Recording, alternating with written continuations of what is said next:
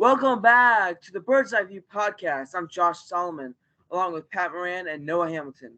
Today, we're here to discuss the Orioles trade deadline, what they're shaping up to be so far, and a special guest will join us later on Inside Scoop of the Orioles and Disabilities. First segment, we're just going to talk about the trade deadline, talking about possible moves the Orioles could make, possible options they could do, also just free agent signings as well, because there's multiple free agents on the market still. Pat, what do you think about the Orioles trade deadline so far? Definitely intriguing with Shintaro Fujinami. I think he was a good guy to go after, and not all the numbers look great on paper, but he's been really good as of late in the bullpen, and the Orioles could definitely use that help right now. So I think it was a good pickup, and hopefully more moves to come. Yeah, I think like there's rumors about the Orioles getting, or just teams in general getting Shohei. I think if the Orioles, I've been researching, or if Orioles were to be able to get Shohei, I think they'd have to give up some guys like Kerstad, Mayo, Povich, who's been racking up a lot of strikeouts in the minors, just not getting that ERA that we want to see from him, that he can get. And then we'd also probably have to give up someone like D.L. Hall, who still has potential, in my opinion. He just hasn't been able to put it together. Like you said, we saw with them getting Shintaro Fujinami, interesting talent, Japanese pitcher, can throw some pretty nice. He can throw some pretty nice fastball with his average being like around 98 miles per hour. I think he's probably going to stay reliever and not move over to the starter, which he probably thinks he probably wants to and thinks he's going to be a starter. I don't see him as a starter for the Orioles.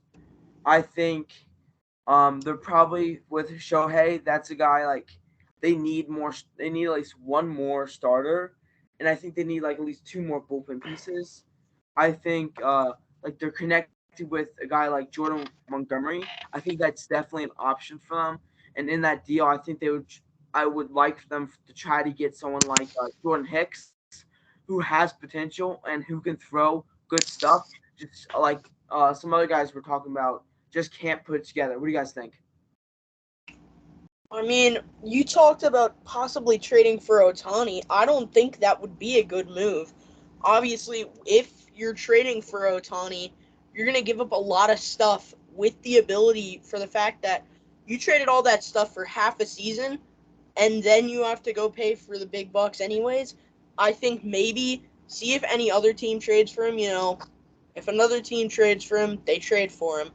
But if he doesn't get traded, just wait till the offseason, try to sign him in free agency, if anything. Yeah. I think this season, Orioles are definitely going to go after guys. They're going to be more low key as they were last season. But they're going to probably spend more money and be more risky with it. Like I think they're going to go for a guy like Jordan Hicks, Cardinals, like we were talking about earlier, or a guy like Kyle Hendricks. I think they might go for someone like that. I don't think they're going to go for like a huge name like we see like the top guys out there like Marcus Stroman or Lucas Giolito. I don't really see them going for those two. I would love Marcus Stroman or Lucas Giolito. I just don't see that happening. Yeah, you bring up those guys. I agree with you. I think Jordan Montgomery would be a good fit. We could use that lefty in the rotation. We will have John Means coming back, which is excellent. But you kind of have Cole Irvin sitting in the pen. He could start for you if you need it. And Cole Irvin has shown the potential to be a solid starter in this Orioles rotation at best. You talk about the Orioles not going after a big guy. And obviously, the Orioles have the capability to go after like a Dylan Cease or a Shane Bieber or even a Corbin Burns of the Milwaukee Brewers. We have the depth to go do that. But I don't know if we do. I think Dylan Cease would be awesome. That's just kind of a perfect fit for the Orioles. Is that frontline guy? Get him in a much better environment right now. I feel like there's a lot of negativity surrounding the White Sox.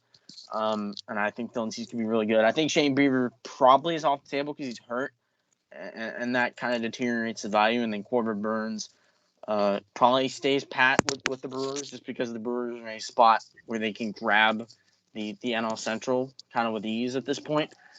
They can fend off the Cincinnati Reds. So those are all kind of the top tier guys, but you mentioned the lower tier, guys, maybe like a Marcus Stroman, which would be good. I think that would be a good fit. Like you said, Jordan Montgomery. In like another guy, Eduardo Rodriguez, reunion.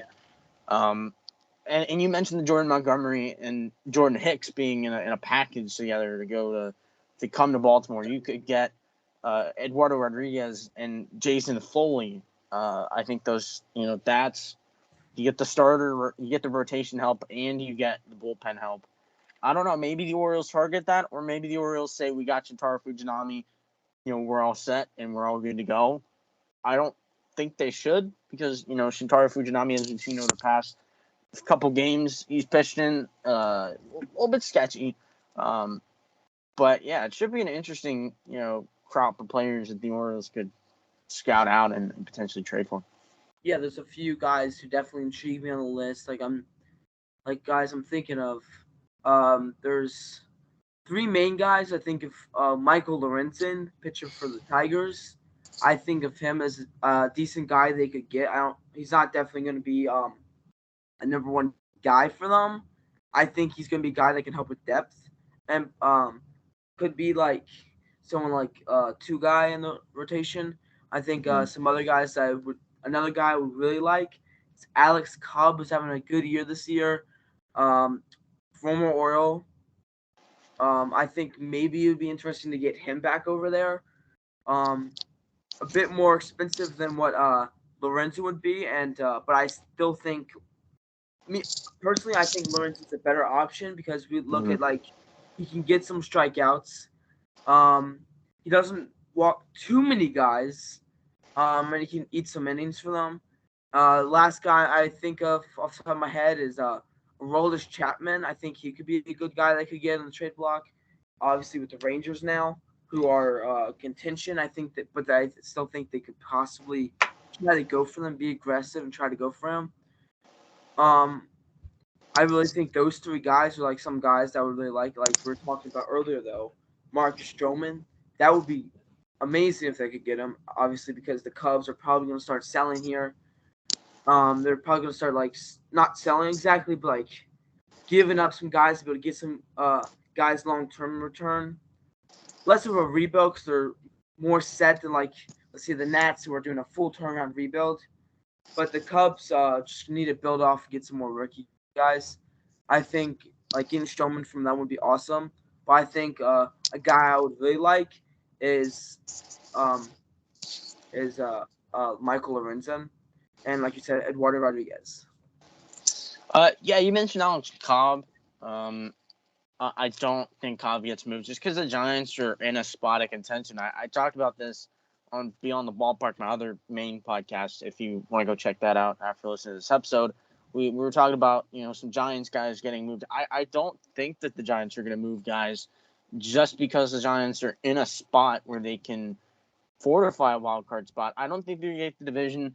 I think if they get lucky, they could get the division, but I don't think they'll get it realistically from a team like the Dodgers or Diamondbacks. I think those two teams are going to be ahead of them in the pecking order. But I think the Giants are in a spot where they can get a wild card spot and feel really good about it too. So I don't think they're willing to move from a guy like Alex Cobb.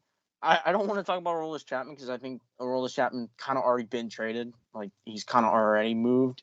The Rangers, they need that bullpen help, and they're not going to trade him away. But yeah, Michael Lorenzen is certainly an interesting option. He's a really buy low candidate. I don't think it would take a whole lot to pry him away from the Tigers. You kind of, if we look at the Orioles' top 30 prospects per MLB pipeline, and we look at what Michael Lorenzen could get for the Tigers, I don't think it would be a lot, and I think that could be good for the Orioles long term. You wouldn't have to move any top tier guys unless you want to do a 1-for-1. You could be looking in that 15-ish range. And then while we're on the topic of prospects, I don't think the Orioles move any of the pitching guys, just because there's not a lot of pitching depth in the organization. Unless it's DL Hall, I'd be willing to move a DL Hall just because this might be the last we see of the peak of his value. And I'm kind of out on DL Hall at this point, so I'd be comfortable with moving Hall, but I wouldn't want to move a guy like Chase McDermott or like a Cade Povich. I don't want to see either of those guys moved by the Orioles, or even like a Seth Johnson. I think those are guys, the Orioles are going to try and build them up in this new organization for a full season, and I don't want them to get moved. Even like a guy like Drew Rom, who hasn't been the strongest as of late in AAA Norfolk, like you still don't want to see him on the move just because we need that pitching help. We need that pitching depth in the organization. But on the Michael Lorenzen front, you could get like a Joey Ortiz in there, kind of 1-for-1 it a little bit. Connor Norby a little action. You can look at kind of the 15 to 20 range and pull kind of some guys out of there, and give to the Tigers, like a Hudson Haskin or a Judd Fabian, Cesar Prieto. Those are all guys that could be options. You can definitely get creative with Michael Lorenzen just because has a very cheap. I think I don't think it's going to take a whole lot, as I said. So yeah.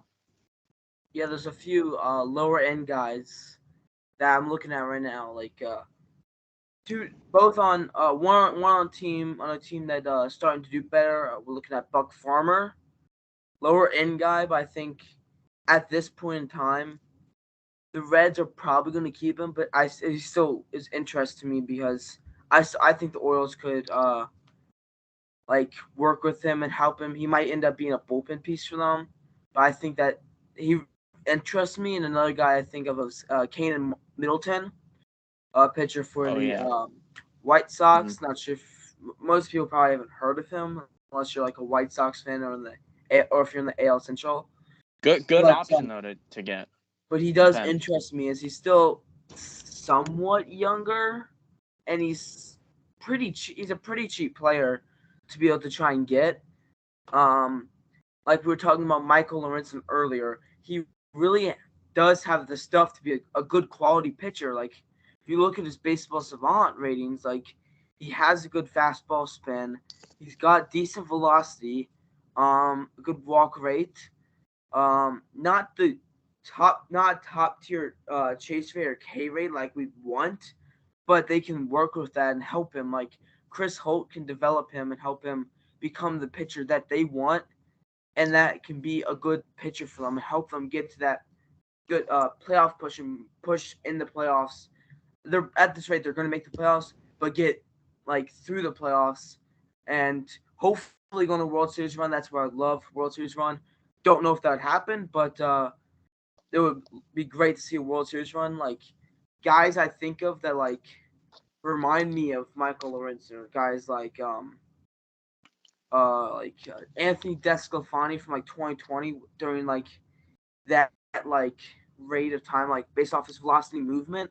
I think of like Anthony DeSclafani and like even Max Scherzer based off his type of velocity and the movement he's able to get on the pitches.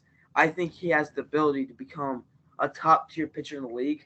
I think obviously like a guy like Tarek Scootball definitely has more potential, but I really think highly of Michael Lorenzen. And before I turn it over to Noah, if you got anything. One guy that I thought of, Patrick Sandoval, LA Angels. Patrick Sandoval is a very intriguing guy, I think. 26, so a bit younger and maybe has more, team control under his belt. But if the Orioles want to go get him, I think this guy, would be a very good option.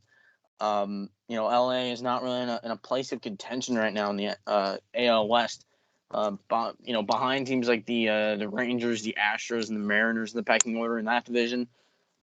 Patrick Sandoval, if the Angels, I think, get a good enough offer, I think they would move him. And I think, like we've said time and time again, the Orioles have the best farm in Major League Baseball. So if you're willing to, and you're willing to get if you're willing to get some guys over there for Patrick Sandoval, I think that would be a very solid fit in our rotation. Yeah. Also, talking about 1-for-1 trades, we saw with the Fujinami trade, the Orioles Mhm. were trading away a AAA pitcher. So possibly, I mean, I think we may get rid of pitchers that would be like AAA pitchers, like a Noah Denoyer or a Ryan Watson, possibly, if we were going to try to go for like a 1-for-1 with a not as great pitcher as some of the guys like Lorenzen or Rodriguez. Interesting. Yeah, yeah. I Good point. talking about that. I guys, I think of like looking at like one of the weaker divisions in baseball, the AL Central. I think the Orioles could target that division, like work with some of those teams to be able to get a good pitcher. Like you see, Michael Lorenzen's in that division, Kanan Middleton's in that division, Luke Giolito, Dylan Cease. I think all those guys are in that division, so we could work with that. Like the only team that we couldn't really work with, who I'd love to be able to get a pitcher from, is the Twins, mainly because they're in that playoff push and they're the top team in that division, so they're going to make the playoffs. But I think a team like the Guardians they could work with, who has some solid pitching, and I'd love to see a deal work out with the Guardians to be able to get a pitcher, like one that thinks pops in my mind. Obviously, Shane Bieber Mhm. pops in my mind, the guy they could get. Obviously injured right now. Another guy, Tristan McKenzie, he's younger, so I don't know if they'd be willing to trade him because he's the guy they could develop and be able to have later on down the road. Yeah, and you mentioned the Twins. Like, yeah, they're kind of the only team that's going to be representing the AL Central as of right now. I expect them to go after some bats. I talked about it on my other show, Beyond the Ballpark. I think Paul Goldschmidt could end up there. So I don't think there's any guys that the Twins could move off from because they are in that spot where they kind of just need to hang on to everyone and to kind of scrap in the fight and get everything they can to get this division locked up because the AL Central is possibly the worst division we've ever seen right now. Maybe that's a little extreme, but I don't know. But yeah, you mentioned all those other teams. Those are all teams that could offload some guys. You mentioned the guy, like the Guardians. I think a good name, Aaron Savali.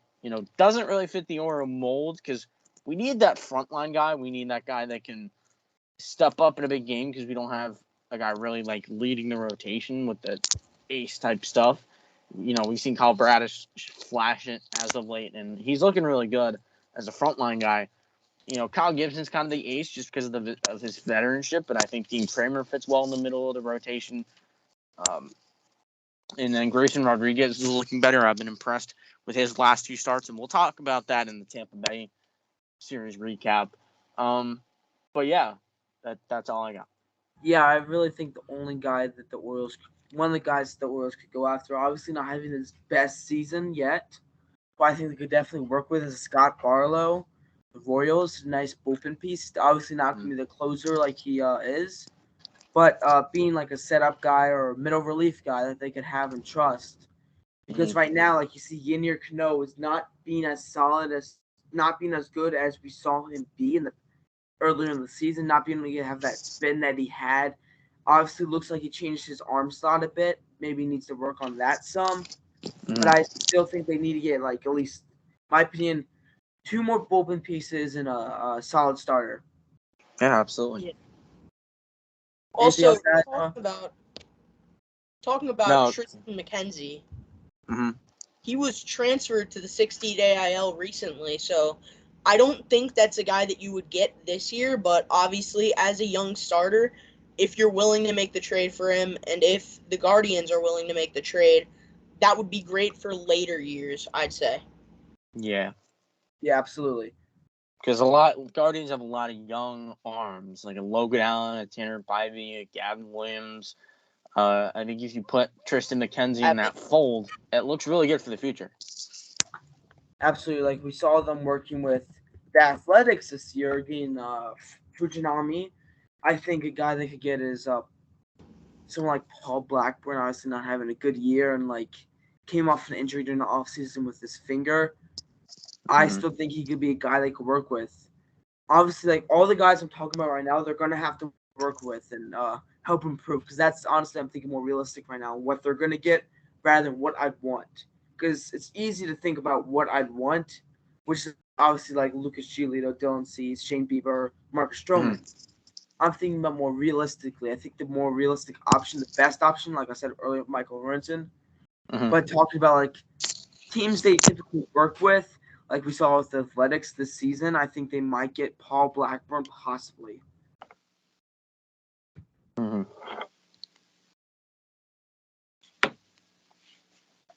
I think another guy on that team who they could possibly work with getting is Trevor May. Obviously not his former self, but he's been a starter before, more of a reliever now. Could be like a long reliever, middle reliever for the Orioles. Not sure if they do that deal, as they more of want like someone who's more proven than Trevor May. Obviously, he's been in the league a bit longer than some of the guys they currently have in their pen. But I don't really. I see them maybe jumping for it because obviously he was solid in the Twins for a while, especially in that 2019 season. What do you guys think about that? Yeah, I mean, Trevor May is, I think, is probably a lock to get traded from the Oakland A's. He's the highest, he's got he's the highest paid player on that team. It's kind of interesting because I haven't really heard about Trevor May being on the trade block, even though it's kind of just a fact that he is, and there's literally no reason for the A's to keep him. If the Orioles want to go after a guy like him, the bullpen market's always, it is what it is, and you get bullpen arms, they go like it's nothing. That's definitely a guy that you can look at. There are a lot of options for the pen because the Orioles definitely need to improve there. I think kind of a list. Trevor May, like we talked about Trevor May, Jason Foley, Keenan Middleton, and Scott Barlow. Carlos Estevez too from the Angels. I know I talked about Patrick Sandoval. You could look at Carlos Estevez, who was an All-Star this year. Yeah, I mean, like the reliever market's just kind of always the same every year, and how relievers just they go, and it is what it is. Yeah, it's always kind of the same, and there's always a chance to get a reliever from anybody. So it's just kind of a matter of who the Orioles would want to go after in terms of the reliever market. Yeah. Talking about the A's, like we were earlier, guy I think of is J.P. Sears. Obviously, like we talked about, not good year. Obviously, mainly because of the fact that he's on a bad team. No offense to A's fans, but like a 1-7 record, not great. But again, A's, a team that I think the Orioles should look at trading with, especially for pitching, because you see them in the past and just in general having good, solid pitching is the Giants. I think they could look at a guy like Alex Wood, Wendell Rogers.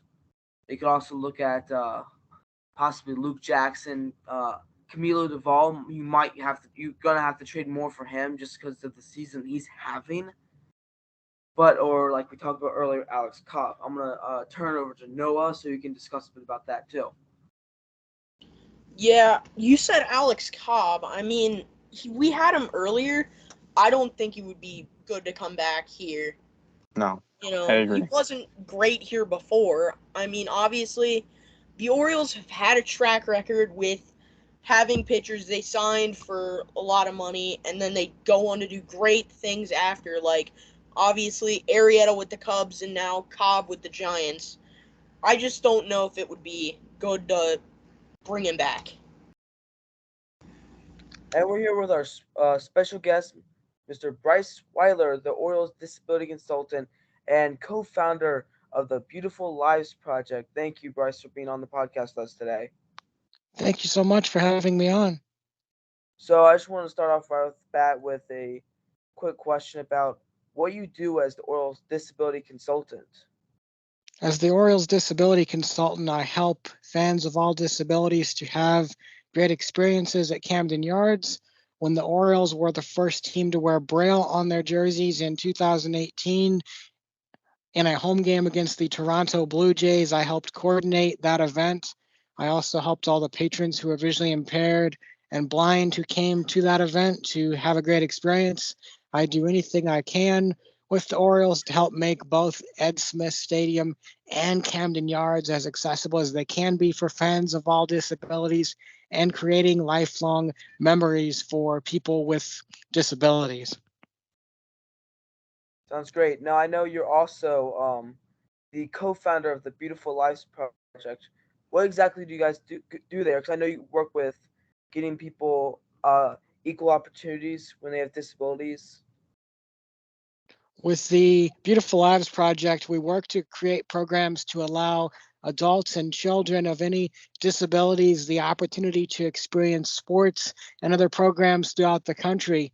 This could be something such as experiencing playing on the field with high school players at a Triple Crown AAU softball tournament, which we had back in June of this year. We've also done programs allowing adults and children of all disabilities the chance to play on the field with college football teams, such as with the Michigan State Spartans and the Boston College Eagles. In addition, we've done programs where adults and children of all disabilities are able to learn music and learn painting, pottery, and sculpture opportunities as well. Beautiful Lives Project events are open to adults and children of any age and any disability because we believe it is important to allow adults and children to come together and have life-changing moments and opportunities. That sounds great. No, Pat has a question. Yeah. Obviously, you're a blind broadcaster. So, what motivated you to become a broadcaster? Could you tell us a little bit about your background? When I was at the University of Evansville, I was able to sit on the Evansville Aces men's basketball bench at the invitation of the former head coach, Marty Simmons, who's now the current head coach of the Eastern Illinois Panthers men's basketball team. Sitting on the Evansville bench changed my life because it allowed me the opportunity to experience college basketball and to be a part of a college basketball team. Whenever I was at Evansville, I also was able to broadcast games on the radio, whether that be men's and women's soccer, men's and women's basketball, baseball, or softball. Tom Benson, who was managing the student radio station at Evansville at that point in time, taught me how to analyze games on the radio. I would go out and shoot free throws on the court before the game if I was commentating a basketball game to determine how the ball bounced off the rim, and I would dribble on the court to see if there were any dead spots on the court. I would also speak to each team's head coach before the game and listen to each team's previous couple of games to learn facts on the players and coaches and also research each player and coach from both teams. Absolutely incredible. Uh, I have a quick question. I know Noah has a question. So with the Baltimore Orioles, how did you line up like the Braille jerseys? Like, did you work on designing them? Did you work, or did you work on the ideas? When the Orioles decided to wear Braille on the jerseys in 2018, they had already planned that event with the National Federation for the Blind, and I just helped to execute and coordinate everything, helped to ensure the patrons who were visually impaired or blind who came to the game had places where their guide dogs could use the bathroom and drink water. I also helped to put food menus into Braille, into both contracted as well as uncontracted Braille, and made sure they had food menus that were in large print. I also worked with all of the ushers to ensure they properly knew how to assist and guide both people who are blind and those who are visually impaired. Okay. Uh, no, do you want to ask your question now? Yeah, I can ask my question now. So, you said you worked with fans at the game. How was it different working with like Mo Gaba compared to other fans when Mo threw out like the first pitch at the game? I I never was able to meet Mo, unfortunately. The fans who I work with are fans who are attending the games, whether they be blind or in wheelchairs or deaf or various other disabilities. And I just work with them to get them whatever they might need or answer any questions they might have, or sometimes they might contact me with things they really enjoyed at Camden Yards. And I just want to ask a question that I've been wanting to ask you. What motivated you to start the Beautiful Lives Project? I wanted to start the Beautiful Lives Project to allow adults and children of all disabilities the chance to have the same experiences I had in sports, with sitting on the Evansville men's basketball bench and being a part of a college basketball team. Furthermore, I wanted to help adults and children with disabilities to create lifelong friendships to help them to overcome the obstacles and challenges that people who have disabilities face on a daily basis. Um, so I know, and we have a baseball podcast, so I want to ask you, as a baseball analyst, what have you taken away from the Orioles this season and their performance with players and all that kind of stuff? With the Orioles this season, they are really doing well. They are having great play from their great young players, and they're really coming together as a cohesive group. Mr. Hyde, the Orioles manager, is doing a great job really mixing in young players along with a few veteran players to really make this team be so fun. And the team has been engaging well with the fans, with the sprinklers and the bird bath now at Camden Yards. It's really been some of the best moments having the team come together with the fans and both groups really experiencing this great Orioles season together. That's awesome. That's all I got.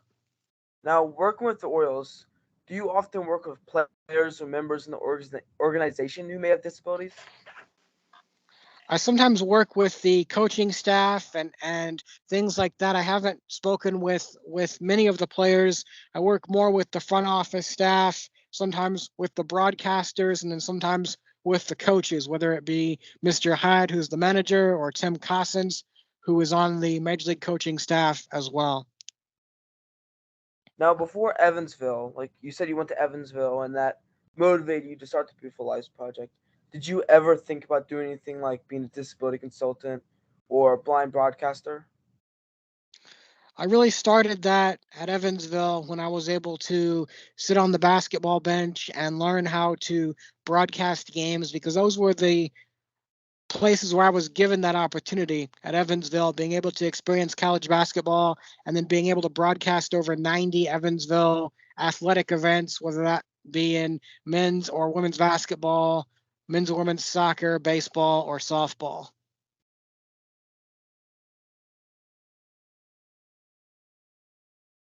No, you got a question? Yeah, so you said that one of the coaches at Evansville went to Eastern Illinois, and I was reading up on you before. There was an article on Fox 2. You had broadcasted about half of the game for Eastern Illinois. How is that to like talk with the coach kind of before that? Coach Simmons, who is now at Eastern Illinois, let me sit on his basketball bench at Evansville, and I really enjoyed being able to broadcast the Eastern Illinois versus SIU Edwardsville men's basketball game in 2022. It was in January of 2022, because it had been over 7 years since I was able to broadcast one of Coach Simmons' basketball games, and it was great to be able to have that opportunity again and share with both the Eastern Illinois fans and the SIU Edwardsville fans how much Coach Simmons had changed my life earlier in his coaching career. Last thing I got. Have you enjoyed, working with the Orioles and making this impact for people with disabilities? And how long do you plan on being with the Orioles in your role as of right now? I've enjoyed working with the Orioles staff, whether it be the front office staff or the coaching staff, and engaging with the Orioles fans at Camden Yards. I hope to be helping the Orioles for a long time to come, helping to create more life-changing memories, moments, and opportunities. I've been really grateful for the past 7 years as the Orioles disability consultant, and I hope that is able to continue for many more years to come. Now, I know you also work with the New Britain Bees, which are a baseball team. Uh, did you get the job there before the Orioles, or did you get the job there after when people found about you more when you started working with the Orioles, an MLB team? I worked with the New Britain Bees from 2017 through 2019, when the other co-founder of the Beautiful Lives Project, Anthony Icavone, was owning the New Britain Bees baseball team. And when I was with the New Britain Bees, we did programs where people of all disabilities were able to play on the field with the New Britain Bees players and coaching staff. And I also helped broadcast over 60 New Britain Bees games for the 3 seasons I was there from 2017 through 2019 on their broadcast network, which was a digital network. Now, what are your goals with like the Orioles and disabilities working there? Like, do you see them adding like innovations where like they can expand and help the people with disabilities more? I'm going to work to help the Orioles to be as accessible as they can be and continuing to create lifelong moments and memories, especially moments that go beyond sports, such as what the Orioles did in 2018 with wearing Braille on the jerseys. That was an important day for people who are blind because sometimes people who are blind and who develop their blindness or becoming visually impaired partway through their life, they struggle to want to learn how to read Braille because they think people might view them differently because they have a cane or because they are reading Braille. That was an important day because it went beyond sports and showed that sports can be used to create opportunities to help people who have disabilities to overcome the obstacles and challenges that they face in their life and to break through those who might doubt that a person with a disability can do whatever it is that they dream to do in their life. Now, last question. Talking about the Beautiful Lives Project. Who are some people you've been able to work with to be able to accomplish your mission? With the Beautiful Lives Project, we've done programs where adults and children with disabilities are able to play on the field with college football teams such as Boston College football, Michigan State football, and the Long Island Sharks football team. In college basketball, we've done programs where adults and children of all disabilities are able to play on the field with Eastern Illinois men's basketball, Western Michigan men's basketball, as well as a few other college basketball teams. In minor league baseball, we've done programs where adults and children with disabilities are able to play on the field with the Lansing Lugnuts, with the Evansville Otters, along with other teams throughout minor league baseball. I want to thank you so much for being on the podcast today. It's a pleasure to have you here. Yes, thank you all for having me on, and maybe we can talk again sometime. Love to see that happen. Any other questions? I think I'm good. It was awesome to have you on, Bryce. Thank you for taking the time to be with us. Yeah, thank you, Bryce. Thank you. All right. Yeah. Yeah. Like so we were talking about Fujinami earlier. I think it's about time we switch over to our next segment about current Orioles situation, what they look like right now. So we see with Shintaro Fujinami that deal with Luke Easton, some of the draftee signings they have like Enrique Bradfield, Mac Horvath, and the Rays series which just finished up with a 3-1 win. So yeah, you mentioned Fujinami. I talked about him at the beginning of the show. I think it's a good addition to the pen. Obviously, he's pitching better of late. He kind of was a disaster for him as a starter. But the stuff is explosive. He just kind of has to know where it's going because the walks per nine are an issue, I would say. I think he's going to have to work off that fastball splitter combination out of the pen. And we saw it, I think, last night when he pitched. Yennier Cano was brought in the 7th and didn't go back out there for the 8th. And the Orioles brought in Fujinami. He just has to locate. He has to command his stuff, and that's like biggest thing for him right now is to kind of be able to command his stuff. So, but I do think it's a good pickup. I think the Orioles, I just think they need more time to work with him. Didn't have the best showing in the Rays series, but obviously if you watched it, you saw that fastball touch 100 and you could see the movement on the splitter. I think there's potential there with Fujinami. I think he just needs to get a little bit more acclimated in Baltimore to be successful moving forward. Yeah, we talked about earlier. I was talking about how I look at baseball savant a lot actually to do research up on these players, and I was looking at Fujinami a couple days ago when he first made a start when he first pitched for the Orioles, and I saw like a couple players that like he relates to based off like his velocity and the movement he has. Guys like Hunter Green, which really interests me, Emmett Sheehan and Alcantara, all three pitchers all three solid pitchers who interest me, and I still think Fujinami could be a guy for them who can get innings, eat some innings, obviously because he was a starter in Japan, so he has that experience to be able to pitch more innings than a typical reliever would. Obviously, having that speed that we saw, like 98 miles per hour to like 100 miles per hour on his fastball, has a good whiff rate, and great extension. Obviously because of his build, 6'6", massive Mhm. dude. I think stuff he really needs to work on is getting the strikeouts. He can get like the first two strikes or so. He just can't work with that and get the last one done. Obviously, I think he also needs to work on like we saw, like he was interviewed. He said he was really nervous. I think that'll go as he pitches more with the Orioles and realizes that like after he has like one good outing, he'll feel more comfortable with the Orioles, and I think he'll get back into his groove like he started to become with the Oakland Athletics, who I only have agree. like 5 fans to go to a game. Yeah. Yeah.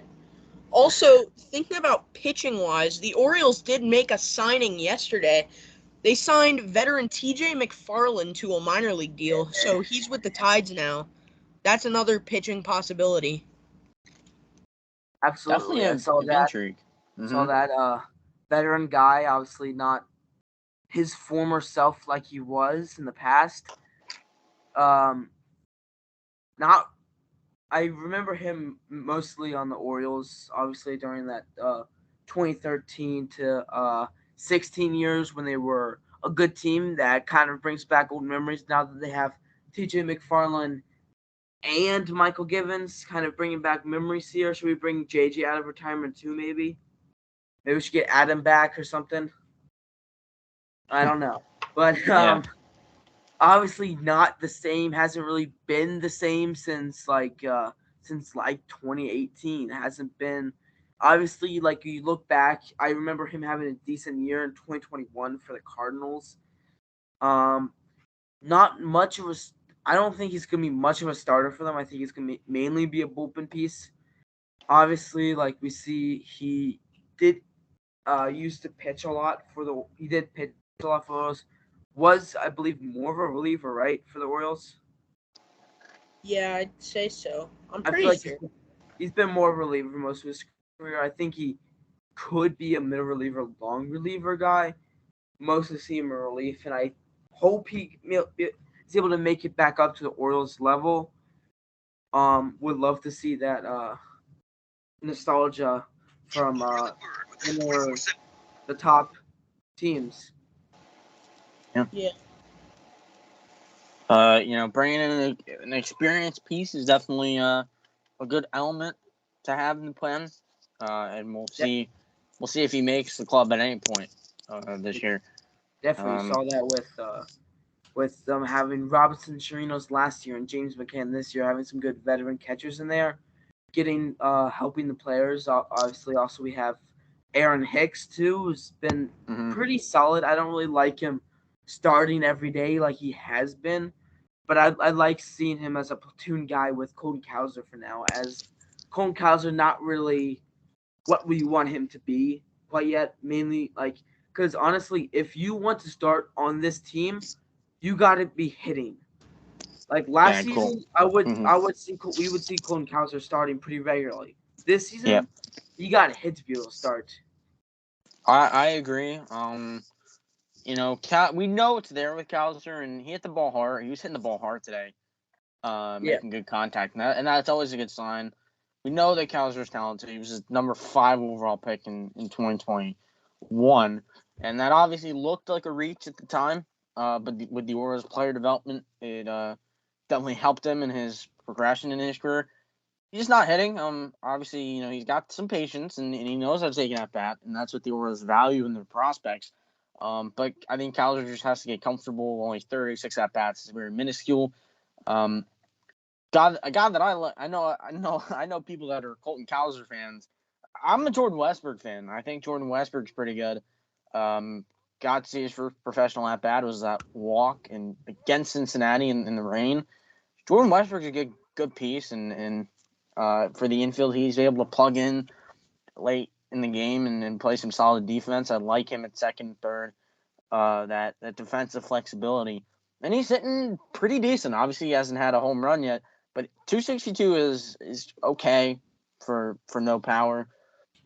He's been a solid enough piece and kind of going under the radar a little bit as one of the Orioles pieces. And we talked about veteran guys too.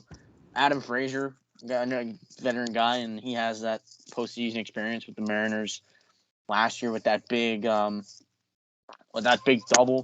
Danny Coulombe, a good veteran guy that the Orioles have, and Coulombe's been fantastic as well. It's a good team. Good. I think this team has excellent chemistry. Yeah. Obviously, right now, just finished up the Rays series. In fact, just got the win 5-3. Kind of unsure why Hyde didn't take out Wells before he gave up the homer after he gave up that walk. I agreed with him on the decision to give Wells another chance. After he got that walk, though, I kind of thought he should have taken him out there. What do you guys think about that? I mean, Wells has had 2 pretty short outings now. I mean, how many innings did he throw in his last one? His last outing, I think he threw under 3. Maybe I'm thinking of a different guy, but I'm pretty sure that was Wells. And today, threw less than 5, 4.2 innings, gave up 3 runs, I think. I want to say it was I think so. Yeah. So he gives up those 3 runs. People were saying that Tyler Wells should have been an all-star. People were saying Tyler Wells was our best pitcher, and he's struggled in his past too. But a guy that I think who's been great in the pitching rotation, obviously in his past couple games, is Kyle Bradish. Yep. Yes. I think that too. Sorry. For the Tyler Wells thing before we move on. He struggled with command today. I was watching it, a lot of walks, and that's not good.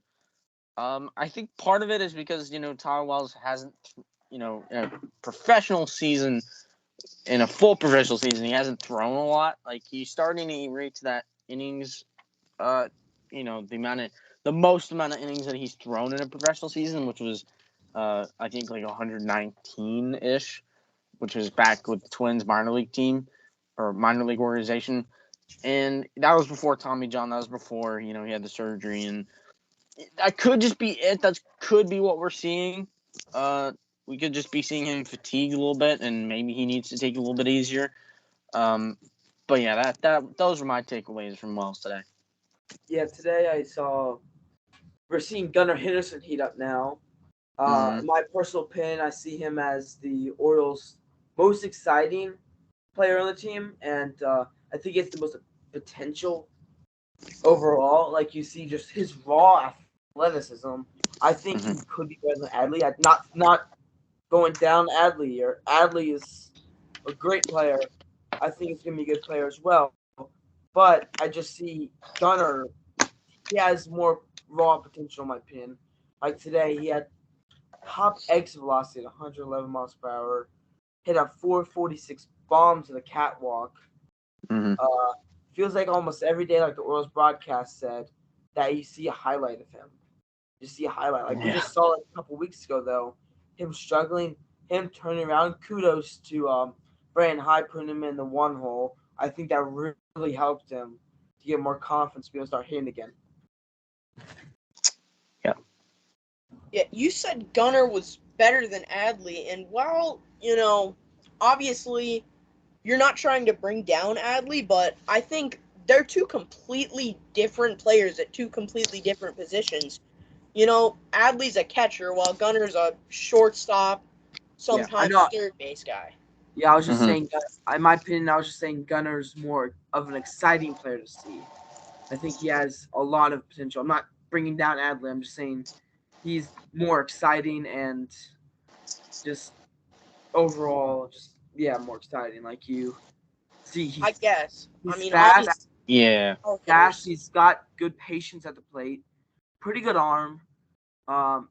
He's developing that power that we saw. I think he's like 16 homers now. Mm-hmm. Consistently hits the ball hard, and we're not even going to talk about his defense. His defense is just insane. He reminds me of Manny, defensively. Mm-hmm. Yeah, I mean, comparing Adley and Gunnar, you put those two side by side. They're both great athletes. I think Gunner's probably a better athlete, but Adley handles, his mobility is really good behind the plate. I agree with Noah in the sense that it's hard to compare those two because they're two different types of players. Well, I mean, think of how good Gunner's going to be when he's Adley's age. Yeah, and that could be and that could be just because Gunnar was a high school guy and Adley was a college guy. Yeah. That I think is separating. I think Adley's probably like more consistent than Gunnar. He's going to perform better on a more consistent basis. But I think maybe Gunnar might be more of a firecracker at the plate, and in the sense of like when Gunner's hot, it's just like you can't touch him. So, and you talk about the defense too. Like Gunner's been excellent, I think, at both shortstop and third base. I do like the fact that he's getting those reps in at shortstop over Jorge Mateo because I want Jorge Mateo gone so incredibly bad, and why not get Gunner those reps? And Arias has been fine, and obviously he's got that Gold Glove infield caliber defense. So Jorge Mateo moved to the bench, I think, was great for Gunnar Henderson. He's getting those everyday reps now, and he's a regular in the lineup. And I also agree with you, Josh. Like, I think it benefited him being at the top of the lineup. It could be Cedric's when he gets back. I think Cedric's a perfect spark plug. But Gunnar Henderson certainly has proven that he can be a top of the order type bat. Yeah, Gunnar Adley 1-2 combo there. It's really nice to see. Saw that first inning today. Scored their 1 run off the bat. And then you saw Gunnar Henderson obviously hit that monster shot later on to the catwalk. I think Adley definitely needs to work on his speed. I mean, you can't really. I just think his weaknesses are really his speed and his power. I think he has the power. He just needs his exit velocity is lower than previously. Like I think he just needs to work on upping that exit velocity. He has a high ceiling with exit velocity, just not really his average exit velocity is lower than what I would like to see from him. Yeah. Yeah. I do have a thought. So when Cedric Mullins comes back, who goes and in what way? It just depends on the options, in my opinion. I mean, we see Ryan Mountcastle not starting anymore. I don't think he's gonna be gone per se, but I think it's gonna be a guy like Aaron Hicks or Mountcastle get traded or just get sent down, or it just depends on their contracts, their options, what they have to be able to do it. Because I know Ryan O'Hearn can get sent back down. I'm not sure about a guy like Hicks. I think Hicks is probably better off the team than Ryan. I think he's definitely built himself more in. I think Ryan probably will get traded this deadline. That or Hicks. I think Cowser. I think, in my personal opinion, Cowser might get a bit more playing time after one of them is gone, because you might see Santander DHing more, playing first base more when Hearn's getting a break playing DH or just sitting on the bench. Josh, since you didn't take the obvious answer, I'll take it here. Jorge Mateo, in my opinion, would be the best guy to send down when Mullins comes back. Depends on the options. Depends on the options he has. I'm not sure if he can be sent down. Yeah, I guess. But it also depends on options for Mountcastle. I mean, I don't think we would trade Mountcastle. He's one of our great first basemen. O'Hearn's been a great power hitter this year. I think, if anything, there's the possibility we would trade Mateo too. Yeah, he has that raw speed and good athleticism, especially defensively. That slider low and away, though, is killing him right now, though. Yeah, I mean, Jorge Mateo could, literally anything could happen with him. I think he might be out of options.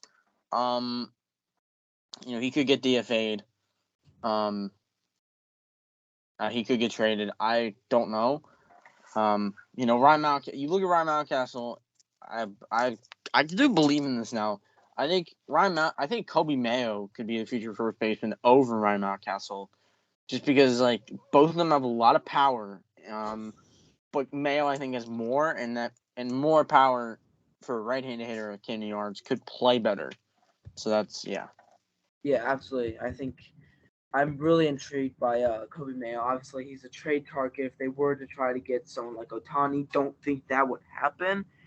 I think it would be interesting. I still don't think they need.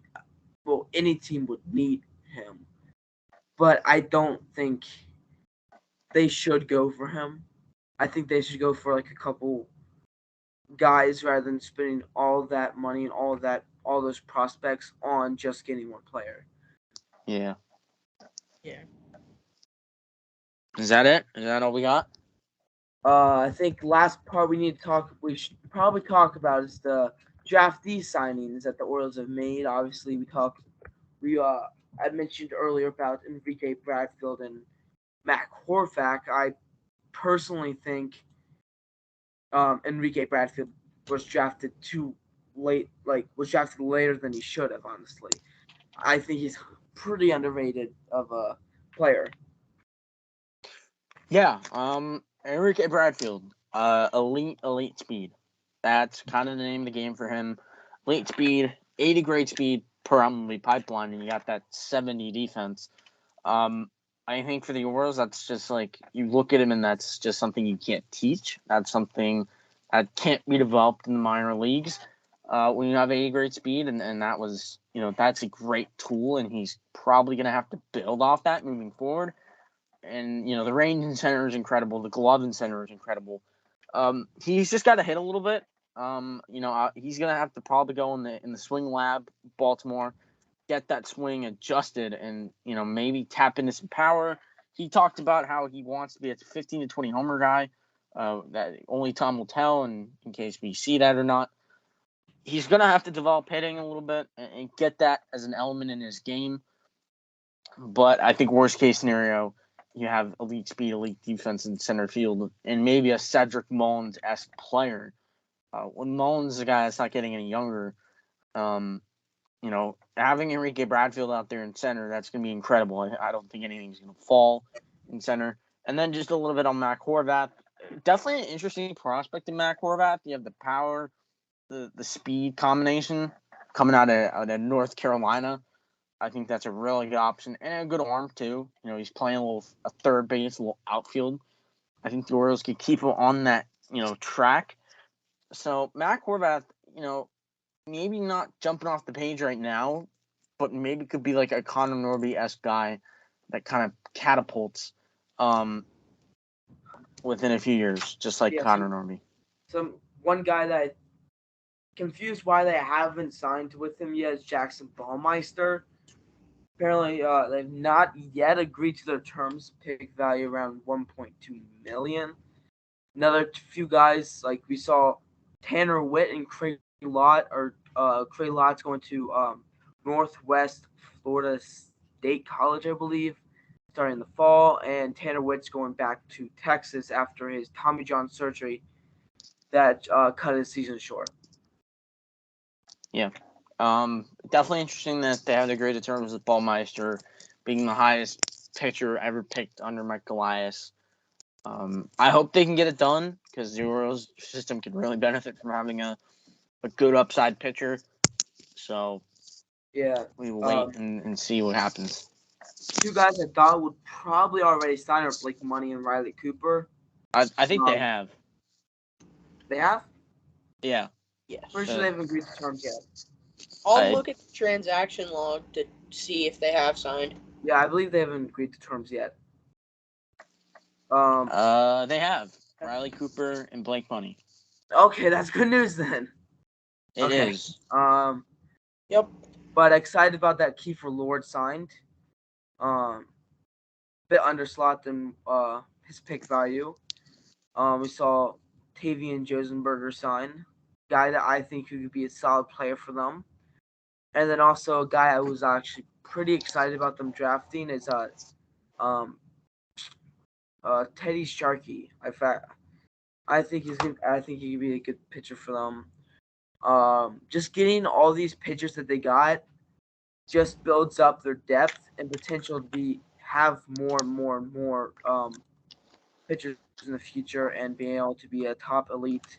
Continue to be a top elite farm system, especially with guys like they got Zach Fruit, they got Braxton Bragg, Teddy Sharkey, Nestor Herman. You can name it. They got a bunch of pitchers, Blake Money, like we said earlier, Riley Cooper. Got much more pitchers than they typically draft. Yeah. In this year's draft, and I'm pretty excited about that. One more guy I want to mention. I was reading up on it on an article on MLB.com. I can't speak to it myself, but it sounds like outfielder Jake Cunningham out of Charlotte looks pretty good as a 5th-round pick. I think there's some intrigue there as well with the hitters. But obviously, you talked about how very pitcher-heavy draft for the Orioles. Kind of the only two I know as of right now are Riley Cooper and Blake Money out of LSU. 2 bullpen guys, and we'll see how they translate to the pros. And Josh, I think we need to talk about how the corresponding move for Shintaro Fujinami being added to the 40-man is your boy Josh Lester was designated for assignment. Stop. It's very sad. It's a very sad moment. He has 1 career strikeout on the mound, and it's okay. Yeah.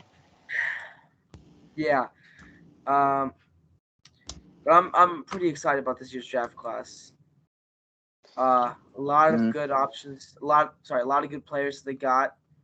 I'm really interested in seeing what they can do.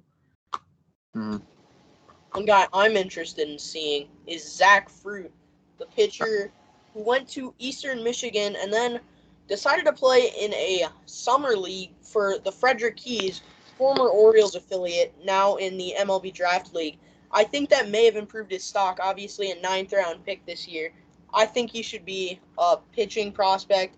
If you take 9 pitchers and you hit on 2 or 3 of them, you had a great draft. Yes, I agree. And Zach Fruit, actually one guy who we might have on the podcast in the future. I think it's about time to wrap things up. Just want to say thank you all. Before we wrap this up, anything else you guys want to talk about? No, that's about it. All right, I just want to thank. State of the Orioles is really good right now. First place by 2 games at the time of this recording. Yeah. So, a lot of positives come out of that, and certainly exciting. Now it's on to Philly. Yeah. I just want to thank everybody for listening to today's episode. Make sure to follow us on Instagram, YouTube, and Twitter using our handle at the BEV Podcast. We're also always excited to have anybody on the podcast anytime. Just reach out to us, DM us on Twitter, Instagram. We'll most likely respond pretty quickly. Or you could DM us on our personal accounts too. Yeah. That too. Just want to thank you all for listening today. Glad we could have Bryce Weiler on. Glad we could have Bryce Weiler on today.